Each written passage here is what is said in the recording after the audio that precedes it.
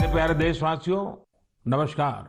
अक्सर मन की बात में आपके प्रश्नों की बौछार रहती है। इस बार मैंने सोचा कि कुछ अलग किया जाए।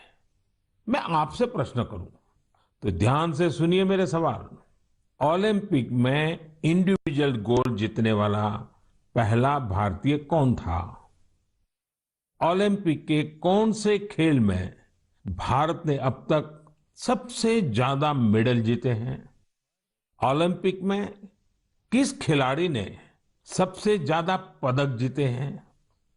साथियों, आप मुझे जवाब भेजे न भेजे, पर माय गॉव में ओलंपिक्स पर जो क्विज है, उसमें प्रश्नों के उत्तर देंगे तो कई सारे इनाम जीतेंगे। ऐसे बहुत सारे प्रश्न माय गॉव के रोड टू टोक्यो क्विज में है। आप रोड टू टोक्यो क्विज में भाग लें। भारत ने पहले कैसा परफॉर्म किया है, हमारी टोक्यो ओलंपिक्स के लिए अब क्या तैयारी है, ये सब खुद जाने और दूसरों को भी बताएं। मैं आप सबसे आग्रह करना चाहता हूं कि आप इस क्विज कंपटीशन में जरूर हिस्सा लीजिए। साथियों, जब बात टोक्यो ओलंपिक्स की हो रही हो, तो भला मिल्खा सिंह जी जैसे लेजेंडरी एथलीट को कौन भूल सकता है। कुछ दिन पहले ही कोरोना ने उन्हें हमसे छीन लिया। जब वे अस्पताल में थे, तो मुझे उनसे बात करने का अवसर मिला था। बात करते हुए मैंने उनसे आग्रह किया था। मैंने कहा था कि आपने तो 1964 में टोक्यो ओलंपिक्स में भारत का प्रतिनिधित्व किया था, इसलिए इस बार जब हमारे खिलाड़ी ओलंपिक्स के लिए टोक्यो जा रहे हैं, तो आपको हमारे एथलीट्स का मनोबल बढ़ाना है, उन्हें अपने संदेश से प्रेरित करना है। वो खेल को लेकर इतना समर्पित और भावुक थे कि बीमारी में भी उन्होंने तुरंत ही इसके लिए हामी भर दी। लेकिन दुर्भाग्य से नियति को कुछ और मंजूर था। मुझे आज भी याद है, 2014 में वो सूरत आए थे। हम लोगों ने एक नाइट मैराथन का उद्घाटन किया था। उस समय उनसे जो गपशप हुई, खेलों के बारे में जो बात हुई, उससे मुझे भी बहुत प्रेरणा मिली थी। हम सब जानते हैं कि मिल्खा सिंह जी का पूरा परिवार स्पोर्ट्स को समर्पित रहा है, भारत का गौरव बढ़ाता रहा है।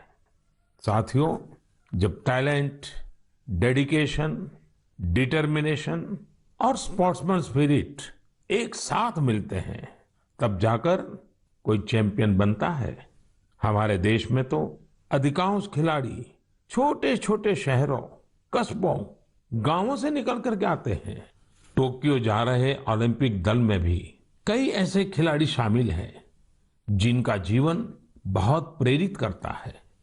हमारे प्रवीण जाधव जी के बारे में आप सुनेंगे तो आपको भी लगेगा कि कितने कठिन संघर्षों से गुजरते हुए प्रवीण जी यहाँ पहुंचे हैं। प्रवीण जाधव जी महाराष्ट्र के सातारा जिले के एक गांव के रहने वाले हैं। वो आर्चरी के बेहतरीन खिलाड़ी हैं।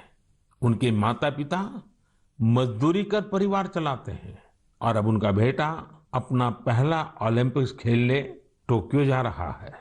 ये सिर्फ उनके माता पिता ही नहीं, हम सभी के लिए कितने गौरव की बात है। ऐसे ही एक और खिलाड़ी हैं हमारी नेहा गोयल जी।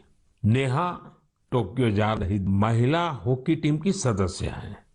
उनकी माँ और बहनें साइकिल की फैक्ट्री में काम करके परिवार का खर्च जुटाती हैं।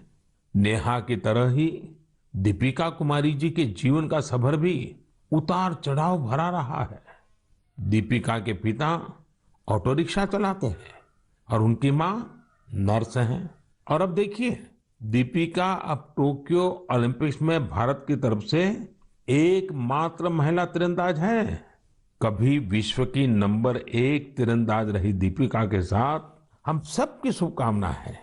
साथियों, जीवन में हम जहां भी पहुंचते हैं, जितनी भी ऊंचाई प्राप्त करते हैं, जमीन से ये जुड़ाव हमेशा हमें अपनी जड़ों से बांधे रखता है। संघर्ष के दिनों के बाद मिली सफलता का आनंद भी कुछ और ही होता है।